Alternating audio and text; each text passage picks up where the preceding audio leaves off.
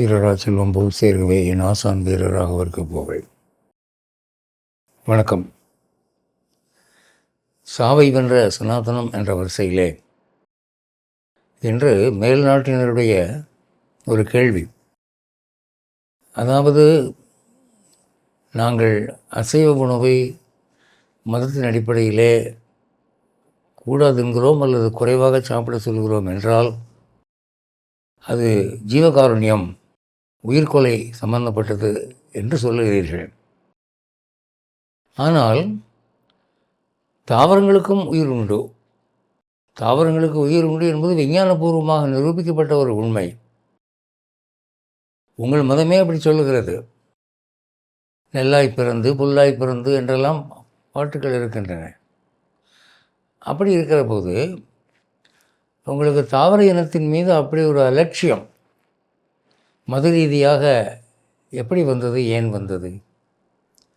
ஜீவகாருண்யம் என்பதுதான் காரணம் என்றால் தாவர உணவையும் நீங்கள் மறுக்க வேண்டும் அல்லது குறைவாக உண்ண வேண்டும். அதை பற்றி ஒன்றும் பேச்சு இல்லையே. அப்போ அங்கே பேலன்ஸ் சரியில்லை என்று கேட்கிறார்கள். இதுதான் இன்றைய கேள்வி. இதுக்கு என்ன பதில் அப்படின்னா, கொஞ்சம் நிதானமாக பார்க்கணும்.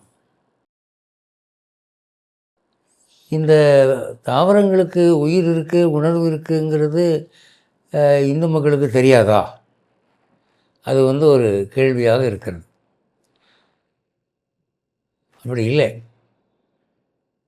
இந்த ஆண்டாளுடைய திருப்பாவையில் கூர்வேல் கொடுந்தொழில் நந்தகோபன் என்று ஒரு சொற்றொடர் வருகிறது பாசுரத்தில், திருப்பாவையில். நந்தகோபன் கண்ணனுடைய வளர்ப்பு தந்தை. அவன் ஊர்வேல் கொடுந்தொழில் நந்தகோபன் என்றால் கையில் வேல் வச்சிருப்பான், இந்நேரமும் குத்தி கொள்வது தயாராக இருப்பான்னு அர்த்தம். இவ்வளவு கொடியவன் எப்படி கண்ணனுக்கு தந்தையாக ஆனான் என்ற ஒரு கேள்வி. அதுக்கு வியாக்கியானத்தில் எழுதுகிறாங்க, கண்ணன் அவங்ககிட்ட வந்த பிறகு தான் அவன் இப்படி மாறினான். அது வரைக்கும் அவன் எப்படி இருந்தான் அப்படின்னா, புல்லை சாவ மிதியாத நந்தகோபன் அப்படின்னு தான் வியாக்கியானத்தில் அவனை பற்றி போட்டிருக்கு. நடந்து போகிற போது புல் தரையில் கால் வைக்க மாட்டானான். புல் மேலே கால் வச்சா புல் நசுங்கிடும், சில புல் செத்து போயிடும் என்பதற்காக புல் இல்லாத இடமாக பார்த்து நடந்து போகிறவன் என்று நந்தகோபனை பற்றி சொல்லியிருக்கு. அப்படிப்பட்டவன் கையில் வேலுங்கையுமா இருக்கிறான் அப்படின்னா காரணம் என்ன? கண்ணன் மீது கொண்ட வாத்சல்யம். ஒரு பள்ளி பாய்ச்சா குழந்தை கண்ணனுக்கு ஏதாவது கடிச்சிட்டா, ஒரு விஷம் ஏறிட்டா என்ன பண்ணுறது? குத்து, அது பள்ளியாக இருந்தாலும் குத்து, பாய்ச்சையாக இருந்தாலும் குத்து அப்படின்னு இறங்கிட்டான். அது அவனுடைய கிருஷ்ண பக்தியை காட்டுகிறதை தவிர கொடிய குணத்தை காட்டவில்லை என்று வியாக்கியானம் பண்ணியிருக்கிறார்கள். அப்போ ஒரு புல்லை மிதிக்கும் போது கூட பார்த்து மிதிக்கணும், கூடுமான வரைக்கும் மிதிக்காமல் இருந்தால் நல்லதுன்னு நினைக்கக்கூடிய ஒரு குணம் ஒரு யாதவனுக்கு இருந்திருக்கு. அது ஏன்? அப்போ இந்து மதத்தில் புல்லை பற்றி கவலை இல்லாமல் இருந்தாங்க. அப்போது தாவரங்கள் உண்ணத்தகுந்தவை என்று சொல்வதற்கு காரணம் அவர்கள் உபனிஷத்தில் என்ன போட்டிருக்கு? பிராணன் என்ற காற்று ஒவ்வொரு உடம்புலையும் 5 வடிவாக பிரிஞ்சிருக்கு. உதானன், சமானன், வியானன், இப்படியாக 5 வடிவாக பிரிந்திருக்கிற போது அதில் வியானன் என்பது தோலிலே வியாபித்திருக்கக்கூடிய வாயு, காற்று. அதனுடைய தொழில் என்ன அப்படின்னா, ஸ்பரிசம், தொடு உணர்வை மூளைக்கு தெரிவிக்கிறது. இப்போ நம்ம பட்டு மந்தையில் படுக்கிறோம், சுகமாக இருக்குது அப்படின்னா அதை மூளைக்கு தெரிவிப்பது இந்த வியானன் தான். இந்த வியானன் தான் வலி உணர்வையும் உணர்த்துகிறது. நம்ம ஒரு ஊசியால் குத்துனா ஆன்னு கத்துறமே, ஏன்? அந்த வியானன் என்பது மூளைக்கு தெரிவிக்குது. சாஸ்திரம் என்ன சொல்லுது அப்படின்னா, இந்த வியானன் என்பது தாவரங்களுக்கு அவ்வளவு ஆக்டிவாக இல்லை. விலங்குகளுக்கும் மனிதர்களுக்கும் இருக்கிற அளவு சென்சிட்டிவாக இல்லை. பகவானுடைய படைப்பு அப்படி இருக்குது. அதுக்கு உங்களுக்கு சாட்சி வேணுமா? ப்ரூஃப் வேணுமா? ஒரு ஆடு இருக்குது, அந்த ஆட்டுக்கு அதுக்கு பிரியமான ஒரு இலையை போடுங்க சாப்பிட்றதுக்கு. அது சாப்பிட்டுக்கிட்டு இருக்கிற போது ஒரு கூரிய ஆணி அல்லது ஊசியினால் அதனுடைய தொடையில் குத்துங்க. என்ன ஆகும்? உடனே ஆடு சாப்பிட்றத நிப்பாட்டிட்டு திரும்பி கத்தும், அந்த இடத்த விட்டு ஓடுறதுக்கு பார்க்கும். ஏன்னா அதுக்கு வலி அந்த வியானங்கிறது உடனடியாக மூளைக்கு தெரிவிக்குது. ஆனால் ஒரு மரம் இருக்குது, ஒரு ஆலமரமோ அரச மரமோ, அதுக்கு உரங்கலர்ந்த தண்ணீரை நீங்கள் வேரில் வார்த்திருக்கிறீர்கள். அப்போது என்ன பண்ணுது? உடனே வேகமாக உறிஞ்சி இலைகளுக்கு அனுப்புது. அந்த ப்ராசஸை படம் பிடிக்கக்கூடிய கருவிகள்லாம் இப்போ வந்துருச்சு. மரங்கள் மண்ணிலிருந்து உணவை எடுத்து மற்ற பாகங்களுக்கு அனுப்பக்கூடிய காட்சியை படம் பிடிக்கக்கூடிய கருவிகள்லாம் இப்போ வந்துருச்சு.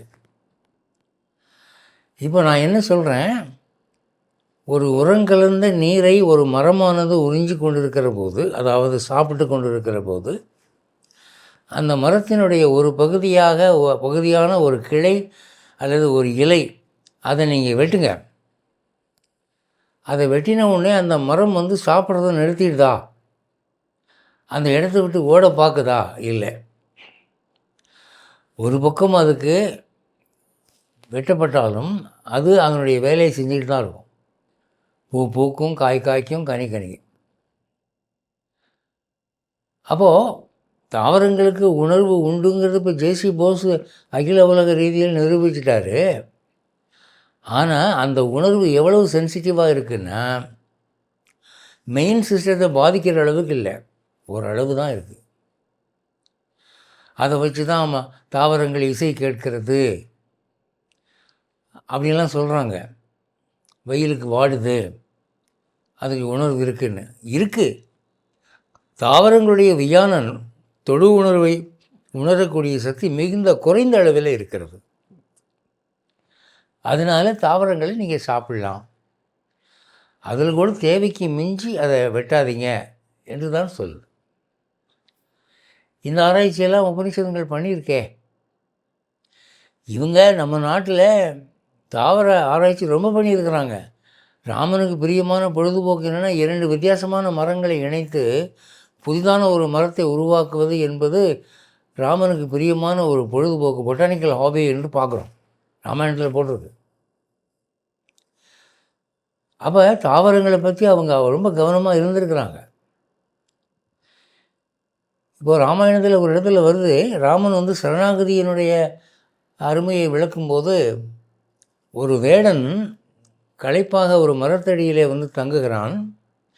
தங்குறதுக்கு முன்னால் அந்த மரத்தில் இருக்கக்கூடிய தேவதையை நான் சரணடைகிறேன், நான் இங்கே ஓய்வு எடுக்க போகிறேன்னு சொல்லி படுக்கிறான் என்று ராமர் சொல்கிறாரு. அப்போ ஒரு மரத்தில் ஒரு தேவதை இருக்குது, விருட்ச தேவதை இருக்குங்கிறத ராமர் சொல்கிறார். சாஸ்திரங்களில் பல இடத்துல எல்லா மரங்களுக்கும் தேவதைகள் உண்டு அப்படிங்கிற கருத்தை பார்க்குறோம். எல்லா தாவரத்துக்கும் அது சம்மந்தப்பட்ட ஒரு தெய்வம் இருக்குதுன்னு பார்க்குறோம்.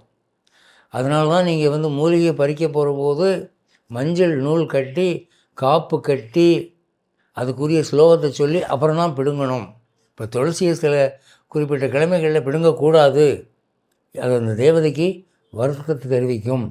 அமாவாசை என்று சந்திரனாகிய பிராமணன் எல்லா தாவரங்களிலும் இருக்கிறான், அமை என்ற கிரணத்தில் இருக்கிறான். அதனால் அன்னைக்கு நீங்கள் இலையோ காயோ பறித்தா பிரம்மஹத்தி அப்படின்லாம் போட்டிருக்கு.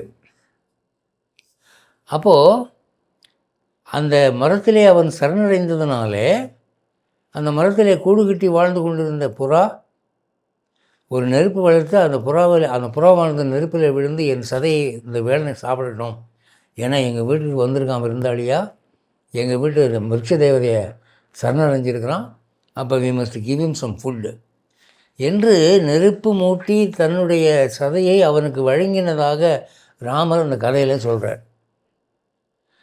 அப்போது ஒவ்வொரு மரத்திலும் ஒரு தெய்வம் இருக்கிறது என்ற கருத்து அன்று இருந்தது என்பதற்கு இது ஒரு சாட்சி.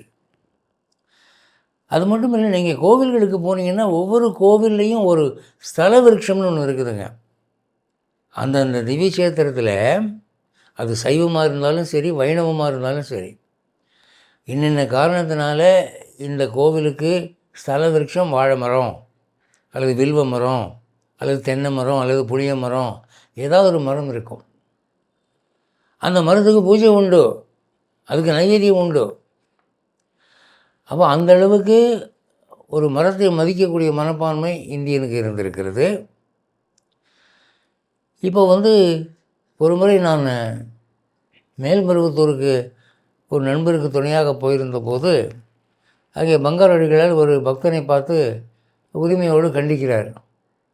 நீ அம்பாளுடைய திருமேனியில் சிறுநீர் கழிக்கிறதாக அம்மா குறைப்படுறாங்க, அதனால தான் உனக்கு அந்த வியாதி வந்திருக்கு, ரகசிய நோய் வந்திருக்கு. அப்படின்னும் நான் எப்போ அம்பாள் கோவிலில் நான் போய் சிறுநீர்லாம் கழிக்கிறது இல்லையேன்னு அவன் சொல்கிறான். அப்போ அவர் சொல்கிறாரு, வேப்பமரம் என்பது அம்பாளுடைய திருமேனி. நீ நிழலோரமாக ஒதுங்கி சிறுநீர் கழிக்கிற போது வேப்பமரத்து மேலே ஒன்றுக்கு இருக்கிறியா இல்லையா அப்படின்னு. ஆமாம் அப்படின்ட்டான். அதை நிறுத்து, முதல்ல அம்பாள் மேலே ரொம்ப கோபமாக இருக்கா என்று அவர் சொல்வதை நான் கேட்டிருக்கிறேன். இப்போ அவர் அம்மை பார்த்துருச்சுன்னு சொன்னால் வேப்பிலையை தான் வீட்டுக்கு வெளியில் சொல்கிறாங்க. அப்போது அம்பாளுக்கும் அந்த வேப்ப மரத்துக்கும் சம்மந்தம் உண்டு என்ற ஒரு கோட்பாட்டை அங்கே பார்க்குறோம். அடுத்தாப்பில் ஒரு துஷ்ட தெய்வத்தை விரட்டுறதுக்கு அம்பாள் அவர்களால் விரட்டுறங்கிற போது வேப்பிலையை வச்சு தான் வேப்பிலை அடிப்பாங்க, ஓடு ஓடு அப்படின்னு. அப்புறம் வேதத்தில் என்ன பார்க்குறோம் என்றால், மாமரம் வாழை மரம் இவை மங்களமானவை, திருமகளுக்கு உகந்த மரங்கள் என்று பார்க்குறோம். அதனால தான் ஒரு கல்யாணத்தில் ஒரு ஃபங்க்ஷனில் வாழை மரம் கட்டுறாங்க, மா இலை தோரணம் போடுறாங்க. அது சாத்வீகமான விருட்சங்கள். அப்போ திருமகள் அங்கே தேடி வருகிறாள். நீங்கள் தெய்வத்துக்கு படைக்கிற போது வாழைப்பழத்தை தான் பெரும்பாலும் வைப்பாங்க. தேங்காய் பழம், கதலி பழம் நிவேதையாமே, இந்த வாழைப்பழத்தை நான் தெய்வத்துக்கு அர்ப்பணிக்கிறேன். அப்போ கொஸ்டின் இல்லாமல் நீங்கள் எந்த பழத்தை வைக்கலாம், எல்லா தெய்வத்துக்குமே வாழைப்பழத்தை வைக்கலாம். அது தெய்வத்துக்கு உகந்த ஒரு பழமாக இருக்கிறது என்று வேதம் சொல்லுகிறது. அடுத்து இந்த வில்வ மரம், வில்வ மரத்தில் ஒரு விசேஷம் என்னென்னா, சைவர்களுக்கும் வில்வ மரம் ஒரு வணக்கத்திற்குரிய மரம், வைணவர்களுக்கும் அப்படி தான். மகாலட்சுமியை பற்றி ஒரு சகசநாமத்தில் என்ன போட்டிருக்கு, பில்வ நிலையாய் நமக, வில்வ மரத்திலே குடியிருப்பவளே உனக்கு வணக்கம். திருப்பதியில் பெருமாளுக்கு வெள்ளிக்கிழமையில் வில்வார்ச்சனை நடக்கும். வில்வ மரம் என்பது புனிதமான ஒரு மரம். அந்த வில்வ பழம் இருக்கே, அது ரொம்ப ஒரு தெய்வீக சக்தி வாய்ந்தது. இந்த வில்வ பழத்தில் செய்யக்கூடிய ஒரு லேகியமானது டாக்டர்களால் குணப்படுத்த முடியாத இந்த பிளட் ப்ரெஷர்னு சொல்கிறோம் இல்லையா, அதை குணப்படுத்துது. இது அனுபவத்தில் நான் பார்த்துருக்கேன். என்னுடைய மனைவிக்கு பிபி இருந்தபோது டாக்டர்ஸ் என்ன பண்ணுவாங்க, பிபியை கட்டி பார்த்துட்டு அட்டையாக மருந்து எழுதி கொடுத்துருவாங்க, இதை ரெகுலராக சாப்பிடுங்க 3 வேளையும், அப்போ பிபி கண்ட்ரோலில் இருக்கும் அப்படின்னு. என்ன ஆகுது, அந்த மாத்திரை சாப்பிட்டா பிபி வேணால் கண்ட்ரோலில் இருக்கலாம், ஆனால் அது உள்ளே போய் குண்டு வெடிக்கிற மாதிரி வெடித்து உடம்புக்குள்ளே உஷ்ணத்தை கிளப்புது. என் மனைவிக்கு பல உடற்கோளாறுகள் வந்தபோது ஒரு வைத்தியர், ராஜ வைத்தியர் ஒருத்தர் இருந்தார். ரொம்ப ஒரு மன்னாதி மன்னன் நாட்டு வைத்தியத்தில். அவர் கையை பிடிச்சி பார்த்துட்டு, இந்த இங்கிலீஷ் மாத்திரையாக சாப்பிட்டு உடம்பு பூரா வெந்து போயிருக்குதுங்க, இது இப்படி இருக்கிற வரைக்கும் இந்த பிபி உங்களுக்கு குணமாகாது அப்படின்னு சொல்லி கையை பிடிச்சி பார்த்து சொல்லிட்டாரு, பிபி இருக்குது, நான் ஒரு லேகியம் செஞ்சு தரேன் அப்படின்னு ஒரு லேகியம் செஞ்சு கொடுத்தாரு. 22 நாளில் அந்த பிபியோட குணமானது மட்டும் இல்லாமல் அதுக்கப்புறம் வரவில்லை அவளுக்கு அந்த நோய் திரும்ப. இப்போ அலோபதி மருந்து என்னென்னா டெய்லி சாப்பிட்டுட்டே இருக்கணும், இங்கே அப்படி இல்லை, குணம்னு நிரந்தர குணம். அப்போ அவரை கேட்டேன், அது என்ன மருந்தியான்னு கேட்டபோது, வில்வப்பழத்தில் செய்த மருந்து வில்வாதி லேகியம், வில்வாதி லேகியமும் நாகசிந்தூரமும் சேர்ந்தது தான் அது. 22 நாளில் பிபி குணமாயிடுச்சு. அதுக்கப்புறம் அவளுக்கு அதுக்கான கம்ப்ளைண்ட்டும் இல்லை, மருந்து வாங்குற வேலையும் இல்லை. அது என்னென்னா பித்தத்தை கண்டிக்கும் வில்வம் என்பது. வில்வ பழம் ரொம்ப நல்லது. வில்வ மரம் வீட்டில் ஒரு பக்கம் வச்சுக்கிட்டிங்கன்னா பேய் பிசாசு அண்டாது, திருமகளுடைய கடாட்சம் இருக்கும். அப்புறம் இந்த கம்பு, கேழ்வரகு, நெல் இதெல்லாம் மகாலட்சுமிக்கு பிரியமான தானியங்கள். தானிய லட்சுமின்னு அஷ்டலட்சுமியில் ஒரு லட்சுமி, அவள் கையில் தானிய அந்த தாவரங்களை பிடிச்சிருக்கிறதாக இருக்கும் படம். அந்த காலத்தில் ஒரு மங்களமான ஒரு வரவேற்பு ஒரு ஒரு மகானுக்கோ அல்லது ஒரு மகாராஜாவுக்கோ வரவேற்பு கொடுக்கணுன்னா இந்த மண் தட்டுகளிலே பயிர் முளைகள், முளைத்த பயிர்கள், அதை வச்சு வரவேற்பு பண்ணுவாங்க. அது லட்சுமிகரம். இந்த தானியங்களுக்கு திருமகளை வரவேற்கக்கூடிய ஒரு ஆவாகனம் பண்ணக்கூடிய ஒரு சக்தி இருக்கிறது என்று இந்து மதம் சொல்லுகிறது. அதே போல் தென்னை மரம் ரொம்பவும் சாத்தியமான மரம். இந்த ஸ்ரீரங்கத்தில் இந்த பெருமாளுடைய கர்ப்பகிரகத்தை ஒட்டி சில தென்னை மரங்கள் முளைச்சிருந்தனவாம். அப்போ அந்த கோயில் அதிகாரி அதை வெட்ட வந்தபோது அப்போ பராசர பட்டர் சொன்னாராம், ரங்கநாத பெருமாளுடைய அருட்பார்வையினாலே வளர்ந்தவை இவை, பெருமாளுக்கு உகப்பான மரங்கள், அதை வெட்டாதீங்க, வேண்டாம், அது பாட்டுக்கு இருந்துட்டு போகுது, உங்களை என்ன செய்யுது என்று அதை தடுத்து விட்டார் என்று வரலாறு எழுதப்பட்டிருக்கு. அந்த தென்னை மரத்தினுடைய தேங்காய் இருக்கே, அது எல்லா தெய்வங்களுக்கும் முகப்புடையவை. அர்ச்சனை பண்ணும்போது தேங்காய் பழம் தானே வைக்கிறாங்க. ஒருத்தரை வரவேற்கும் போது பூரண கும்பம்னு சொல்லி தேங்காய் தானே வைக்கிறாங்க. அது அவ்வளவு ஒரு தெய்வ சக்தி உடைய ஒரு மரம். அதனால் வீட்டில் ஒரு தென்னை மரம் இருக்கிறது நல்லது. அப்புறம் இந்த தேங்காய்க்கு சாத்வீக குணமுள்ள தெய்வங்களும் மனம் உகக்கின்றன, மற்ற குணம் உள்ள தெய்வங்களும் உகக்கின்றன.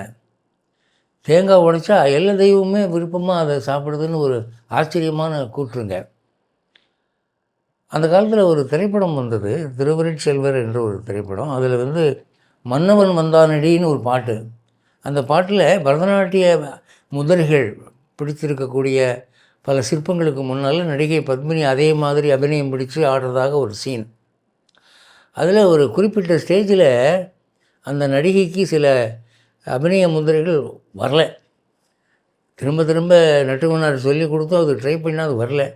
அவர் டைரக்டர் ஏபி நாகராஜன் அந்த பொண்ணு ரொம்ப களைப்பாக இருக்குது, போதுமா இன்றைக்கி நாளைக்கு வச்சுக்கலாம் அப்படின்னு சொன்னார். அப்போ அவர் நடிகை என்ன சொன்னாராம், இல்லைன்னா எனக்கு களைப்பெல்லாம் இல்லை, இதுக்கு ஒரு சின்ன வேலை செய்யணும் என்று சொல்லி அவரிடம் அனுமதி பெற்று அந்த ஷூட்டிங் நடக்கிற இடத்துக்கு பக்கத்தில் ஒரு பிள்ளையார் கோயில், அங்கே போய் ஒரு 108 தேங்காய் வாங்கி தன் கையாலேயே உடைச்சி அதுக்கப்புறம் திரும்ப அண்ணா இப்போ எடுங்க, இப்போ வரும் அப்படின்னு அந்த அம்மா சொல்லி அடுத்த டேக்கில் க்ளீனாக கம்ப்ளீட் பாட்டு எடுத்தாச்சு, ஒரு தடங்கள் இல்லை. இது பிரத்யட்சமாக என் வாழ்க்கையில் பார்த்த பிள்ளையாருடைய கருணை என்று அந்த அம்மா ஒரு பேட்டியில் சொல்லியிருக்கிறான். தேங்காய் மகிமையை பற்றி சொல்ல வரேன்.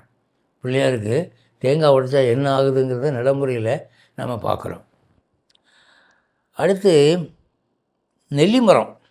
நெல்லிமரம் விஷ்ணு அம்சம், சாட்சாத் விஷ்ணுவே அதில் இருக்கார். விஷ்ணு இருக்கக்கூடிய தாவரங்கள்னு நெல்லி ஒன்று, துளசி ஒன்று, எள்ளு ஒன்று, இதெல்லாம் புராணங்கள் அப்படி சொல்லுகின்றன. இந்த சவணர் என்ற ஒரு முனிவர் ரொம்ப தொண்டுகிடமாக இருந்தபோது ஒரு குமரி பெண்ணை ஒரு ராஜா கல்யாணம் பண்ணி வச்சுட்டான். அப்போ அவளோட எப்படிடா வாழ்க்கை நடத்துறது, நமக்கு இளமை வேணுமே என்னபோது அஸ்வினி தேவர்களை பார்த்து அவர் முறையிட்டார். அஸ்வினி தேவர்கள் நெல்லிக்காயிலே ஒரு லேகியம் செய்து அவருக்கு கொடுத்தார்கள். அதை சாப்பிட்டு அவர் இளமை அடைந்தார். அதனால் நெல்லிக்காய் லேகியத்துக்கு சவனப்பிராசம், சவணர் சாப்பிட்ட லேகியம் என்று ஒரு பெயர் உண்டானது. இன்றைக்கி அலோபதியில் என்ன சொல்கிறாங்க, நெல்லிக்காயை செக் பண்ணி பார்த்துட்டு அதில் இருக்கிற அளவு சி விட்டமின் எதுலேயுமே இல்லைங்க, சுறுசுறுப்புக்கும் ஆக்டிவிட்டிக்கும் அது ரொம்ப தேவை என்று சொல்கிறார்கள். அது விஷ்ணுவுடைய அம்சம். ஆமலக தைலம் என்று நெல்லிக்காய் தைலத்தை நீங்கள் தலையில் வச்சுக்கிட்டிங்கன்னா எவ்வளோ சூடாக இருந்தாலும் தணிஞ்சிடும், மூளைச்சூடு குணப்படுத்தும். அதுக்கு நித்திய யவன தைலம்னு பேர். இந்த நெல்லிக்காய் தைலத்தை தொடர்ந்து தேய்க்கிறவனுக்கு முதுமையே வராது, அந்த இடத்துலையாவது குறைஞ்சபட்சம் முடி கருப்பாகவே இருக்கும் என்றெல்லாம் சொல்லி கேள்விப்பட்டிருக்கிறேன். பொதுவாகவே இந்த தாவரங்கள் மருத்துவ குணம் உடையவை என்றால் அதில் இந்த தாவரம் இதுக்கு நல்லதுன்னு சொல்கிறீங்களே, அதில் எதெல்லாம் நல்ல தாவரங்கள்னு சொன்னால் அந்த லிஸ்ட்டுக்கு பிரயோஜனப்படும்ல அப்படின்னு கேட்குறவங்களுக்கு ஒரு கதை சொல்லுவாங்க. என்னென்னா, ஒரு வைத்தியரிடம், அதாவது ஒரு ரிஷி வைத்தியர், அவர் ஒரு முனிவர் வைத்தியரும் கூட, அவர்கிட்ட வந்து நான் சித்த வைத்தியம் ஆயுர்வேத வைத்தியம் கற்றுக்கணும் என்று ஒருத்தன் வந்தான், ஒரு சிஷ்யன். அப்போ அவர் சொன்னார், நீ குருதட்சிணையாக என்ன கொடுக்கணுன்னா, மூலிகை அல்லாத ஒரு தாவரம் எனக்கு குருதட்சிணை கொண்டு வந்து கொடு, உன்னை நான் சேர்த்துக்கிறேன், உனக்கு நான் சொல்லிக் கொடுக்குறேன்னு. அதுக்கு என்ன கொண்டு கொடுக்குறேன்னு போனான். புல், மாடு திங்கிற புல்லை கொண்டு வந்தாங்க, இது மூலிகை இல்லாத தாவரம். அப்போ அவர் சொன்னார், கிறுக்கு பயில, இது ரொம்ப ஸ்ட்ராங்கான மூலிகைடா, புல்லை மூலப்பொருளாக வச்சு எத்தனை லேகியம் செய்யணும்னு தெரியுமா, இது இல்லை அப்படின்ட்டார். அவர் நெறிஞ்சி முள்ளை கொண்டாந்து கொடுத்தான், இது வந்து மருந்து இல்லைங்க. நெறிஞ்சி லேகியம்னு ஒரு லேகியமே இருக்குடா, இது மூலிகை தான், இது இல்லை அப்படின்ட்டார். ஆமாம், இந்த ஒரு பயன்படாத காட்டு செடிகளாக ஒவ்வொன்றா கொண்டாந்து கொடுத்தா எல்லாத்துக்கும் ஒரு பேர் சொல்லி, இது அந்த வியாதிக்கு நல்லது, இது இந்த வியாதிக்கு நல்லது. இவனுக்கு அழுத்த போச்சு. காட்டுக்கு போக வேண்டியது, ஏதாவது பிடிங்கி கொண்டு காட்ட வேண்டியது, இவர் விரட்ட வேண்டியது. கடைசியில் வெறுத்து போய், ஐயா, எனக்கு தெரிஞ்சு மருத்துவ குணம் இல்லாத, மூலிகை இல்லாத ஒரு தாவரமே எங்கேயும் இல்லை, அதனால் எனக்கு வைத்தியம் படிச்சுக்கணுங்கிற ஆசையும் போச்சு, என்னை விடுங்க, நான் வீட்டுக்கு போகிறேன்ட்டான். அப்போ அவர் சொன்னாரான், டேய், இப்போ தாண்டா நீ எக்ஸாமில் பாஸ் பண்ண அப்படின்னு. நான் எதிர்பார்க்குற குருதட்சிணை அதுதான். மருத்துவ குணம் இல்லாத, மூலிகை இல்லாத தாவரமே உலகத்தில் எங்கேயும் இல்லை. இந்த உண்மையை நீ புரிஞ்சுக்கிட்டீங்கன்னா, இதுதான் அடிப்படை லெசன், முதல் பாடம். அதை கற்றுக்கோ. அப்போ நீ கண்ணாலே பார்க்கக்கூடிய தாவரம் எல்லாமே மூலிகை தான், விஷ தாவரங்கள் கூட மூலிகை தான் அப்படின்னு சொன்னாராம். இப்படி ஒரு கதை சொல்லுவாங்க. அதனால் இந்த மூலிகைங்கிற வார்த்தைக்கு அர்த்தம் என்னென்னா, மூலம் என்றால் வேர்னு அர்த்தம். எல்லா தாவரத்துக்கும் அதிகப்படியான ஆற்றல் எங்கே குமிஞ்சிருக்கும்னா வேரில் குமிஞ்சிருக்கும், ஆணி வேரில் இருக்கும். அதில் தான் அந்த தாவரத்தினுடைய அதிகப்படியான ஒரு குணம் பார்க்கலாம். நீங்கள் வந்து மஞ்சக்காமாலைக்கு கீழாநெல்லி வந்து கொடுப்பாங்க. அதில் கீழாநெல்லி இலையை விட கீழாநெல்லி வேர் தான் ரொம்ப எஃபெக்டிவ். அதனால் கீழாநெல்லி வேறு ஆட்டுப்பாலோட அரைச்சி சேர்த்து கொடுப்பாங்க, குணமாயிடும். எங்கள் குடும்பத்தில் நான் பார்த்துருக்கேன். எந்த தாவரத்துக்கும் வேரில் தான் அதனுடைய வீரியம் அதிகமாக இருக்கும். இதெல்லாம் எப்படி நம்ம ஆளுக்கு தெரியும்?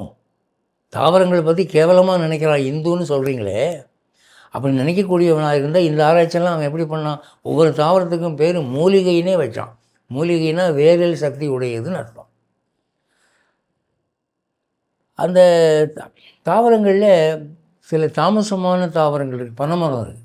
அதெல்லாம் வந்து துஷ்ட தெய்வங்கள் இருக்கக்கூடிய மரம். பனைமரம், முள் அதிகமாக இருக்கக்கூடிய தாவரங்கள், புளிய மரம், இதில் ஆவிகள், துஷ்ட தெய்வங்கள்லாம் நடமாடும். ஆனால் தெய்வங்கள் இல்லாத மரமோ தாவரமோ இல்லை. ஒன்றும் நல்ல தெய்வமாக இருக்கும், அது துஷ்ட தெய்வமாக இருக்கும், எல்லாத்துலேயும் இருக்குது.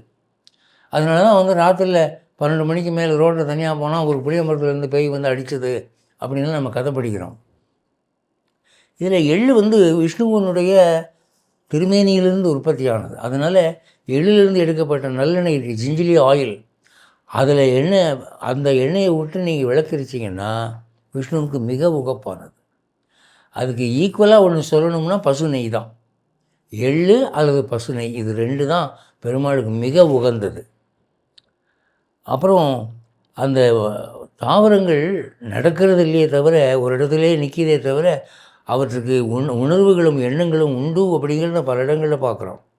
ஆழ்வார் ஒரு பாசுரத்தில் சொல்கிறார், மரங்களும் இறங்கும் வகை மணிவண்ணவோ என்று கூவுமால். கிருஷ்ணா கிருஷ்ணான்னு ஆழ்வார் கத்துறானா, அதை பார்த்துட்டு மரங்களுக்கெல்லாம் இறக்கம் வந்துருச்சான். ஐயோ, அந்த பெருமாள் இறக்கம் இல்லாமல் இருக்கிறாரே அப்படின்னு. ராமாயணத்தில் பார்க்குறோமே, ராமன் காட்டுக்கு போகிறான்னு உடனே மரங்கள் அழுதன என்று பார்க்குறோம்.